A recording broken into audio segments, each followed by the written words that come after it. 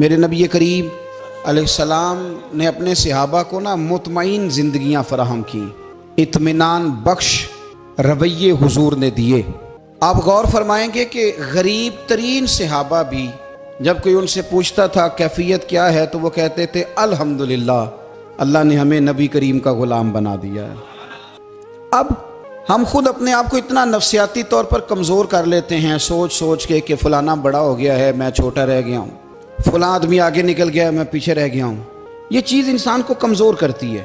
انسان اگر یہ تصور کر لے کہ جو میرے حق میں بہتر تھا میرے رب نے مجھے عطا کر دیا ہے، اسے سکون نصیب ہوتا ہے، پھر نفسیاتی مسائل ختم ہوتے ہیں۔ بڑے بڑے سمجھدار لوگوں کو کالا جادو ہو جاتا ہے، اور بڑے بڑے عقل مند لوگ ہوتے ہیں جن کی بھابھی انہیں نظر لگا دیتی ہے۔ بڑے بڑے سمجھدار لوگ ہوتے ہیں کہ جن کی دکان کے آگے کوئی تعویذ پھینک جاتا ہے۔ بڑے سمجھدار لوگ ہیں لیکن وہ چھوٹی چھوٹی باتوں سے اتنے کمزور ہو گئے کہ سانپ سے ڈرتے ڈرتے رسیوں سے بھی ڈرنا شروع کر دیا۔ رسیوں سے، وہ جی میں صبح کل چل رہا تھا تو میرے پیچھے کوئی چل رہا تھا تو میں نے کہا وہ سایہ ہوگا آپ کا، وہی ساتھ چلتا ہے۔ ایک حدیث ہے ترمذی شریف کی، اسے یاد کر لیں، بڑا نفع دے گی۔ میرے نبی کریم علیہ السلام نے فرمایا اگر ساری دنیا مل کے بھی تیرا نقصان کرنا چاہے تو جب تک رب کی مشیت نہ ہو تیرا نقصان ہو نہیں سکتا۔ ختم ہو گئی بات، باہر آ جائیں اس چیز سے۔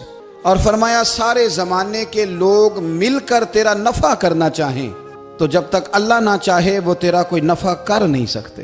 نقصان بھی اللہ کی مشیت پہ ہے، نفع بھی اللہ کی رضا پہ ہے، تو پھر آپ بلا وجہ لوگوں کو دیکھ کر ٹینشن کیوں لیتے ہیں؟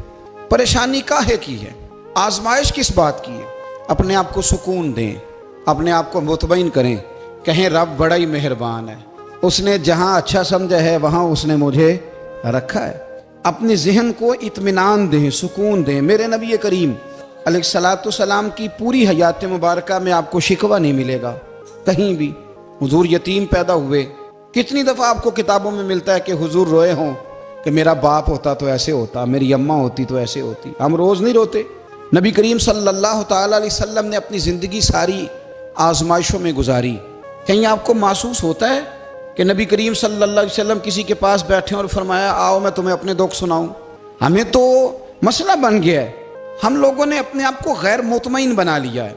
ہم ان ساری چیزوں کی ڈیمانڈ کرتے ہیں جو ہمارے مالک نے مناسب نہیں سمجھی ہمیں دینی۔ ہمیں اپنے آپ کو مطمئن کرنا چاہیے، سکون میں رکھنا چاہیے۔ اگر آپ تھوڑا سا اپنے آپ کو سکون دیں، اطمینان دیں، کہیں الحمدللہ، اللہ تبارک و تعالی جہاں جس کو چاہتا ہے وہاں اسے بٹھا دیا کرتا ہے۔ پھر ہم لوگوں کا منصب چھیننا چاہتے ہیں، حسد کرتے ہیں، بغض پیدا ہوتا ہے، عداوت پیدا ہوتی ہے، نقصان ہوتا ہے۔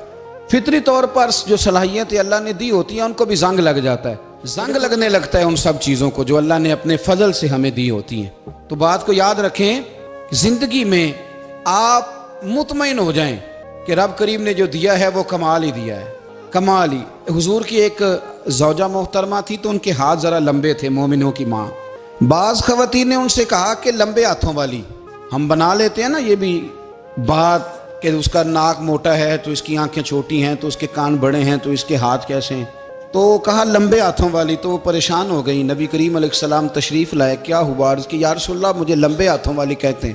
تو حضور فرمانے لگے یہ پریشان ہونے والی بات ہے کہ خوش ہونے والی بات؟ یا رسول اللہ کیا مطلب؟ فرمایا تو کہہ کہ رب نے لمبے ہاتھ اس لیے دیے ہیں تاکہ میں سخاوت زیادہ کر سکوں، میں سخاوت زیادہ، یہ جو میرا چہرہ ہے نا، یہ جو آپ کا چہرہ ہے، یہ آپ کی چاہت ہے کہ اللہ کی؟ فی ای صورت ما شاء رکبک، اللہ فرماتے ہیں جیسے میں نے چاہا ہے ویسے تجھے بنایا ہے۔ تو اگر میرا موٹا ناک، میری چھوٹی آنکھیں، میری بڑی آنکھیں، میرے چپٹے کان، یہ میرے تو نہیں، یہ تو میرے رب کی چاہت ہے۔ مجھے اپنے موٹے ہونٹوں سے نفرت کرنی چاہیے کہ اللہ کی چاہت سے پیار کرنا چاہیے؟ مجھے اپنے کالے رنگ پر پریشان رہنا چاہیے کہ رب کی چاہت پر مجھے پیار آنا چاہیے؟ اللہ کی چاہت پر پیار کر، یہ چاہت ہے اللہ کی، یہ چاہت ہے، تو اللہ کی چاہت سے محبت کر۔ تو پریشان ہو رہا ہے فلانے کا رنگ ہو رہا ہے تو میرا کالا ہے، فلانے کا مکان بڑا ہے تو میرا چھوٹا ہے، فلاں بڑی گاڑی میں کیسے بیٹھ گیا؟ بھئی اللہ نے چاہا تھا بیٹھ گیا، اللہ نے میرے لیے سائیکل پسند کی ہے، مجھے الحمدللہ کہہ کے سائیکل پہ بیٹھنا چاہیے، اس نے پسند کی ہے، اس کی رضا ہے کہ میں یہاں رہوں۔ تو ایک بات تو یہ ہمیشہ یاد رکھیں کہ آپ اپنے آپ کو مطمئن کریں، زندگی میں سکون دیں۔ نفسیاتی طور پر ہم بڑے ڈسٹرب اس لیے ہیں کہ ہم بے سکون رہتے ہیں جان بوجھ کے، وجہ ہی کوئی نہیں. لیکن نا جب تک زندگی ہے اللہ نے زندہ رکھنا ہے، اور جب وقت آ جانا ہے تو پھر کوئی ہمیں بچا سکتا، تو ٹینشن کس بات کی ہے، ڈپریشن کس بات کا ہے. ایک بات. دوسری بات یہ کہ دوسروں کی نفسیات کا بھی تھوڑا تھوڑا خیال کریں. ہم پتہ کیا چاہتے ہیں، سارے میرے مطابق چلیں، پھر نفسیاتی مسائل پیدا ہوتے ہیں. میرے ساتھ اگر 100 بندہ پیار کرتا ہے تو ان کے مطالبے الگ الگ ہیں. کوئی کہتا ہے جناب کو پیار ہی کرنا چاہیے، ہر ایک سے مسکرا کے ملنا چاہیے. کوئی کہتا ہے حضرت صاحب اتنا بھی پیار کریں تو لوگ نگل جاتے ہیں، تھوڑی ڈنڈی پٹی بھی ہونی چاہیے. دونوں قسم کے لوگ ہیں نا جی. ایک وہ شخص ہے جو کہتا ہے اتنا بڑا مجمع ہے تو 2 سیکیورٹی گارڈ بھی ہونے چاہیے. تیسرا کہتا ہے جی یہ عجیب عجیب لگتا ہے، گارڈ رکھے ہوں کسی بندے نے، کسی بڑے آدمی. تو یہ ہر بندے کا مطالبہ. اب آپ نے کیا کرنا ہے، آپ نے لوگوں کے مزاج کی رعایت کرنی ہے. جہاں تک آپ پیار کر سکیں آپ نے کرنا ہے، جہاں تک محبت کر سکیں آپ نے محبت. نبی پاک نا بچوں کے مزاج کا خیال کرتے، چھوٹے بچوں. حضور پاس سے گزرتے تو فرماتے السلام علیکم. ایک بچے نے نا حضور کے کپڑوں پر پیشاب کر دیا تھا، اس کی ماں پریشان ہو گئی. بخاری ہے.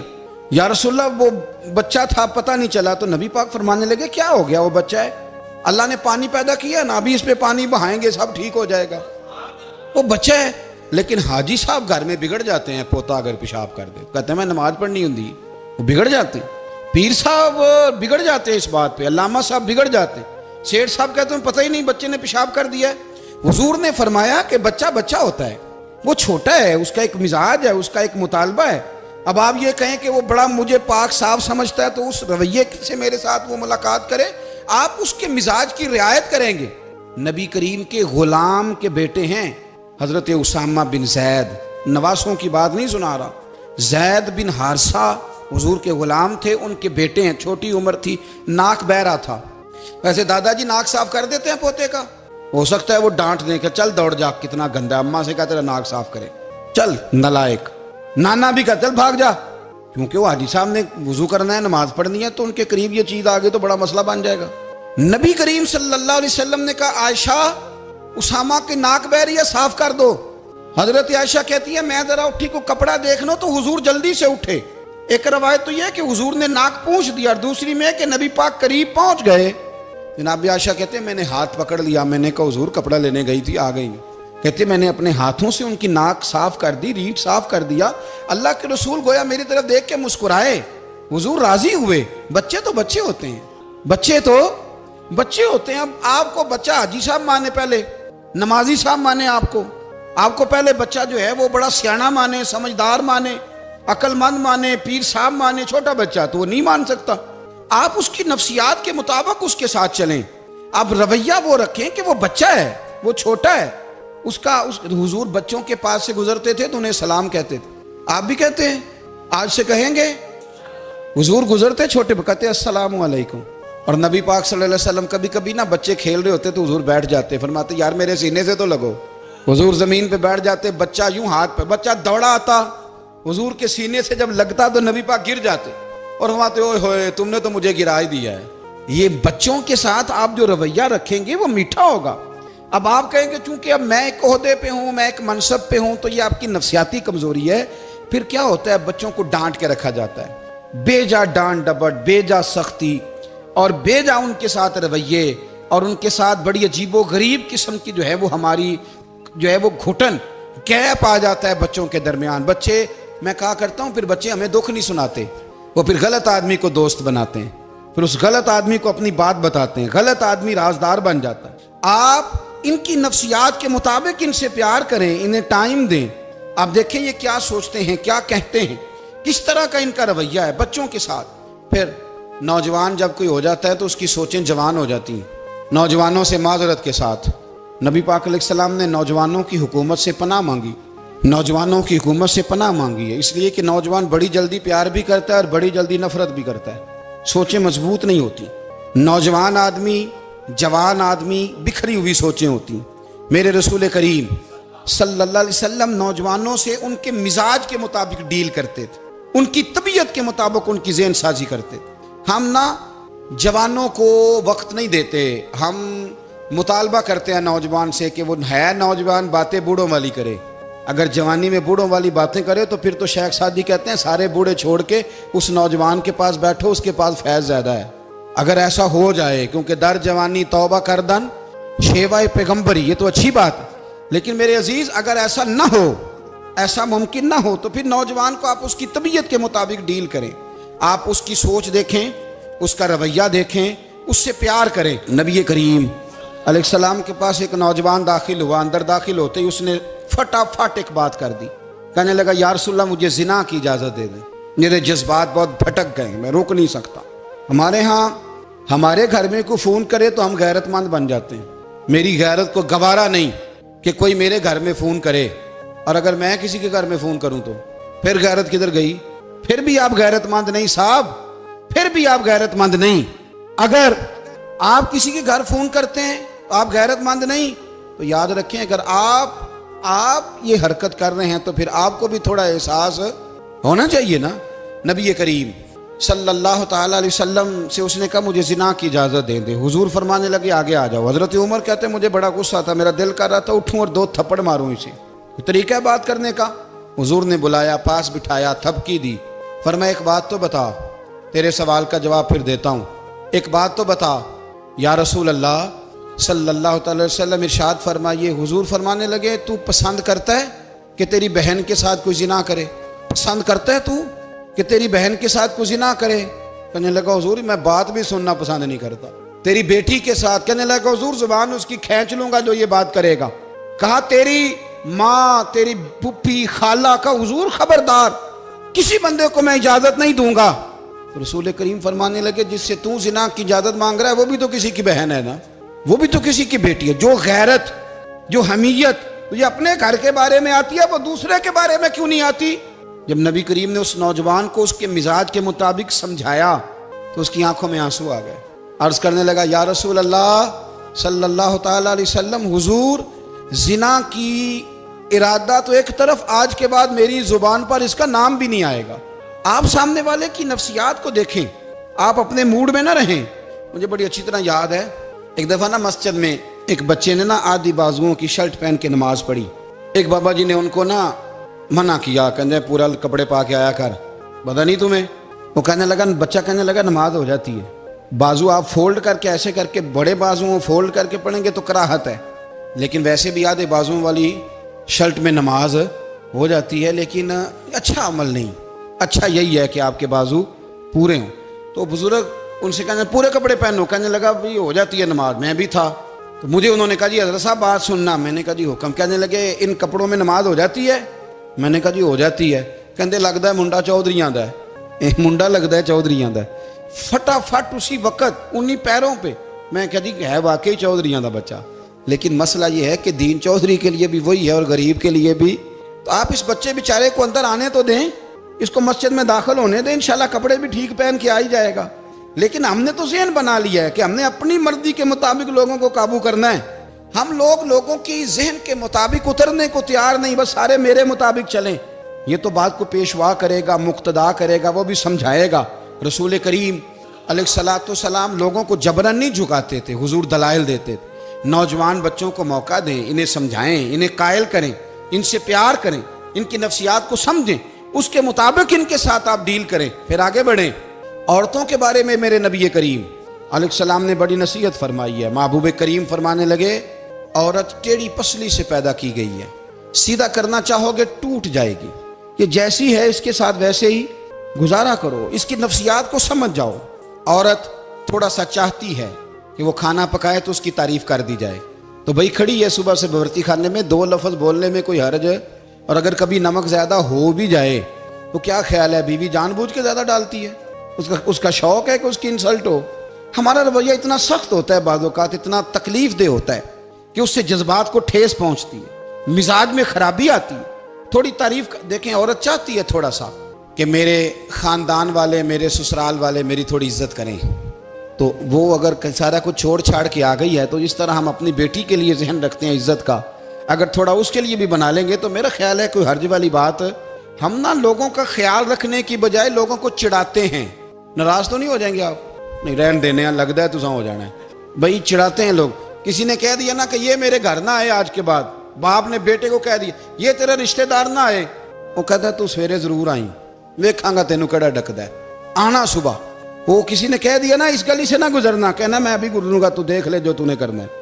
ہم لوگوں کی نفسیات کے بلکہ پتہ چل جائے نا فلانے کو فلان چیز بری لگتی ہے، اس کو لوگ زبردستی کرتے ہیں، چڑھاتے ہیں، نفرتیں پیدا کرتے ہیں، اس کے اندر غرور لاتے ہیں، مزاج کے اندر چڑچڑاپن پیدا کرتے ہیں۔ یہ کام نہ کریں۔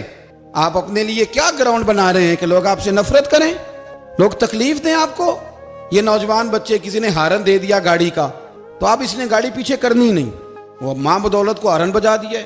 یہ مہذب قوموں کا یہ رویہ نہیں ہوتا۔ یہ تو وہ قومیں ہیں جو مطلب بڑی تنگ ہیں اپنے آپ سے، یہ بڑے آوازار لوگ ہیں۔ ٹھنڈے رہیں، میٹھے رہیں، پیار کریں، دوسروں کے جذبات کا احساس کریں۔ نبی کریم صلی اللہ تعالیٰ علیہ وسلم نے ایک دن حضرت عائشہ صدیقہ سے کہا، عائشہ تیرے ساتھ ایک بات نہ کروں، حضور کریں؟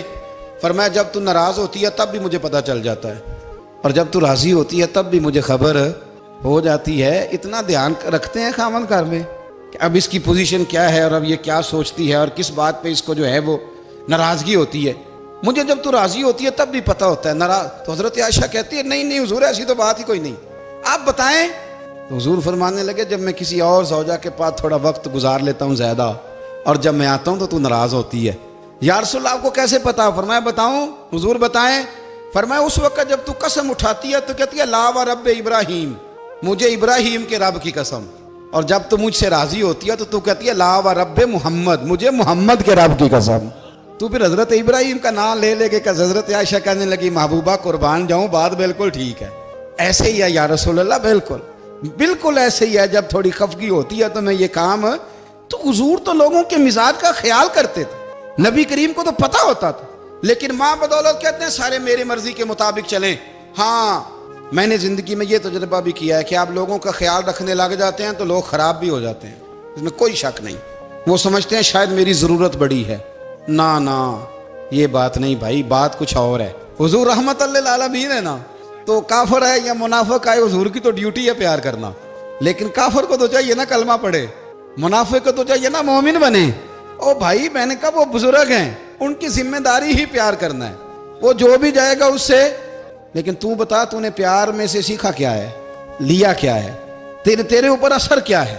پیار کرنا، شفقت کرنا اور ہے، یہ جملہ میرا یاد رکھنا، پیار کرنا کسی سے اور ہے، اور اس سے راضی رہنا یہ بات اور ہے۔ کسی پر شفقت کرنا اور ہے، اور اس بندے سے راضی رہنا، یہ آپ دیکھیں کہ وہ راضی ہے آپ سے کہ نہیں، کہ خالی پیار ہے، خالی شفقت ہے۔ شفقت تو مجبوری ہے، کرنی ہے۔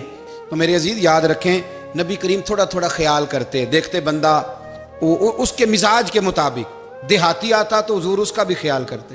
حضرت ظاہر دیہاتی تھے، وہ آتے تھے ترکاریاں لے کے گاؤں سے، نبی کریم صلی اللہ علیہ وسلم پیار کرتے تھے، وہ کئی دفعہ عجیب و غریب باتیں بھی کرتے تھے، حضور محبت سے پیش آتے تھے، طبیعت کا خیال کرتے، ان کے معاملات کو دیکھتے۔ میرے رسول پاک علیہ السلام تو دیکھتے کون شخص کس طرح کا ہے، کس رویے کا ہے، کس انداز کا ہے، اس کو اس کے مطابق عزت دیتے، وقار دیتے، نواز دیتے، اس شخص کا اس طرح کا اکرام کرتے۔ میرے نبی کریم صلی اللہ علیہ وسلم فرماتے ہیں میں نے معراج کی رات میں نے جنت میں ایک محل دیکھا، میرا دل کیا میں اندر سے جا کے دیکھوں، پر اس کے دروازے کے قریب گیا تو عمر فاروق کا نام لکھا تھا۔ فرماتے ہیں میں نے کہا عمر ذرا طبیعت کا سخت ہے، تو اس نے کہنا ہے قانون یہ ہے کہ پہلے اجازت لو پھر کسی کے گھر جاؤ۔ چلو ہم نہیں جاتے، عمر سے پوچھ کے چلے جائیں گے، گھر جو عمر کا ہے۔ نہیں آپ کو سمجھ آئی میری بات کی؟ یار نہیں سمجھے، جن کے قدموں کے صدقے گھر ملا ہے، اگر وہ یہ خیال کرتے ہیں کہ سامنے والے سے پوچھ لینا چاہیے، نہیں آپ نہیں سمجھے۔ او بھائی جن کے برکت سے وہ مکان ملا ہے، اگر وہ مزاج کا اتنا خیال رکھتے ہیں تو پھر مزاج رسول کا بھی تو خیال ہونا چاہیے نا۔ پھر سنو، پھر نبی کریم صلی اللہ علیہ وسلم واپس آئے، حضور نے بتایا وہ عمر تیرا مکان بڑا پسند ہے یار، میں اندر جانے لگا تھا، دروازے پہ حور بھی بیٹھی تھی، جانے لگا تھا اندر، تو وہ میں اس لیے نہیں گیا کہ عمر قانون کو بڑا پابند ہے، اس نے کہنا ہے کہ قانون تو اجازت لے کے جاؤ۔ حضرت عمر رو پڑے، عرض کرنے لگی حضور میں کہاں اور جنت کا مکان کہاں، مختصر سی میری کہانی ہے، یہ جو بھی ہے آپ کی مہربانی ہے۔ تو حضرت عمر رو پڑے، لیکن میرے رسول کریم صلی اللہ علیہ وسلم اب اتنا حضور خیال کرتے تو جناب عمر پتہ کون تھے؟ جرت نہیں تھی کسی مائی کے لال کی عمر کے سامنے کھڑا ہو سکے، ہاں جس کے سامنے شیطان نہ ٹھہر سکے، نکل جاتا ہے شیطان بھی، لیکن صحابہ کہتے ہیں جب کبھی حضور کے چہرے پہ شکن آتی تو اتنا وجود ہم نے کسی کا کامتے نہیں دیکھا جتنا عمر کانپا کرتے تھے.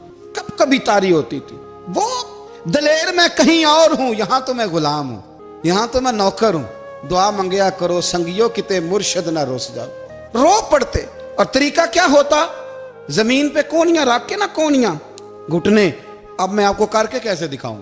حدیث صحیح میں موجود یہ کونیاں زمین پہ رکھ کے نا، جیسے بچے نہیں چلتے، کونیاں دونوں زمین پہ حضرت عمر رکھ دیتے اور یوں کونیاں رکھ کے تو یوں ہاتھ باندھ دیتے حضور کے سامنے، نیچے کونیاں اور ہاتھ باندھتے اور پھر روتے. جب حضور ناراض ہوتے تو کسی اور سے ناراض ہے نبی پاک، عمر سے نہیں، تو یوں دونوں ہاتھ بچھا دیتے، یوں ہاتھ باندھتے اور کہتے رضیت باللہ ربا وبالاسلام دینم ونبینا محمد صلی اللہ علیہ وسلم.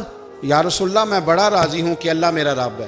حضور میں بڑا راضی ہوں، حضور میں بڑا راضی ہوں کہ اسلام میرا دین ہے. و محمد نبیم و رسولہ، اور میں بڑا راضی ہوں کہ اللہ نے محمد کو نبی اور رسول بنایا. حضور بڑا راضی ہوں، مہربانی فرما، بڑا راضی. یہاں پیر سید علی حسین شاہ صاحب اشرفی رحمۃ اللہ علیہ کچوشا شریف کے بزرگ تھے، اور شان یہ تھی کہ چہرہ غوث پاک سے ملتا تھا. وہ تھوڑا سما کے قائل تھے، سما کے، یعنی وہ والا سما نہیں جو اب ڈھول ڈھمکے کے ساتھ ہوتا ہے. کچھ اس میں اشعار پڑے جاتے تھے، اور بعض ایسے شعر تھے جن پر باپ بزرگ کہتے تھے نہیں ہونے چاہیے، یہ رائے کا اختلاف. ان کے یہاں ایک خلیفہ تھے سید ابو البرکات شاہ صاحب، مفتی اعظم پاکستان. وہ خلیفہ ہیں لیکن بڑے عالم تھے. سید صاحب یہاں آئے تو لوگوں نے کہا حضور کو شعر پڑھیں، تو آپ فرمانے لگے یہ میرا مرید مفتی اعظم ہے، یہ منع کرتا ہے، یہ ان باتوں سے منع کرتا ہے، تو یہاں نہیں پڑھنے. لوگوں نے کہا حضور مرید کی بھی ماننی ہے. میں نرا مرید نہیں، مفتی بھی تو ہے نا، قرآن و سنت کی روشنی میں منع کرتا ہے. تو اتنا لوگ خیال کر لیتے تھے دوسروں کے مزاج، اور یارو ہم تو بوجھ بنتے ہیں، ہم تو چڑھاتے ہیں جس کے. اور میں دیکھتا ہوں دنیا چڑھ چڑھ کے پاگل ہو گئی، چڑھاتے ہیں، ایک دوسرے کو تکلیف دیتے ہیں، اذیت میں مبتلا کرتے ہیں. ہم لوگوں نے اب تھپڑ مارنے بند کر دیے ہوئے ہیں. اب ہم ڈنڈے نہیں مارتے، اب ہم نفسیاتی تکلیفیں دیتے ہیں، نفسیاتی ذہنی طور پر ٹارچر کرتے ہیں. ہم لوگوں کو اتنا تکلیف میں مبتلا کرتے ہیں کہ لوگ پاگل ہونے کے قریب آ جاتے، خودکشیاں ہونے لگی ہیں. اگر ہم نفسیاتی طور پر پیار کریں، سامنے والے کو ذرا عزت دیں، ذرا اس کے جذبات کا خیال کریں، ذرا اس کی طبیعت کے مطابق چلے، ذرا تھوڑا سا محبت کر لیں، پیار کر لیں، بڑی دنیا بچ جائے گی، بڑے سارے لوگ قریب آ جائیں گے. میرے رسول پاک علیہ الصلوۃ والسلام نا بمنزلہ طاقت کے بوجھ ڈالتے تھے، بمنزلہ طاقت کے. حضور نام لے کے بھی کہہ سکتے تھے عبد الرحمن تو مالدار ہے، دے اتنے پیسے جہاد میں، عمر تو مالدار ہے، دے پیسے، عثمان غنی دے. یہ نہیں حضور نے کبھی فرما. اعلان کر دیا بھئی جہاد کا موقع ہے، اپنا اپنا حصہ ڈالو. حضور کسی شخص پر کوئی بوجھ، اپنے آپ کو بوجھ نہ بنائیں. اسلام نفسیاتی مسائل کا حل بتاتا ہے کہ آپ پیار کریں. میں اکثر کہتا ہوں کہ ہمارے گھروں میں بہت سارے بیمار ایسے ہیں جنہیں دوائی کی نہیں ہماری توجہ کی ضرورت ہے. بہت سارے بیمار اس قسم کے ہیں جنہیں صرف آپ کی مسکراہٹ کی ضرورت، جنہیں صرف آپ کا دھیان رکھنے کی ضرورت ہے. آپ تھوڑا دھیان کریں، تھوڑا پیار کریں. اگر آپ کو لگتا ہے نا کہ سامنے والے کے مکان کے آگے کوڑا پھینکنے سے اس کو ذہنی اذیت ہوتی ہے، تو خدا را آپ کو پتہ ہے مسلمان خوش ہو جائے تو اللہ بھی خوش ہو جاتا ہے. اور حضور فرماتے ہیں مسلمان کو تکلیف ہو تو مجھے بھی تکلیف ہوتی. اس لیے ایک تو اپنے آپ کو خود مطمئن کریں، دوسروں سے مطالبہ نہ کریں، اور آپ کوشش کریں دوسروں کے مزاج کے مطابق، ان کی طبیعت کے مطابق، آپ شرعی تقاضوں کے اندر رہ کے آپ کوشش کریں کہ سامنے والا ہماری وجہ سے چڑے نہ، اسے اذیت نہ پہنچے، اسے تکلیف نہ ہو. ہمیشہ مدحت خیر الانام میں گزرے. دعا ہے یہ عمر درود و سلام.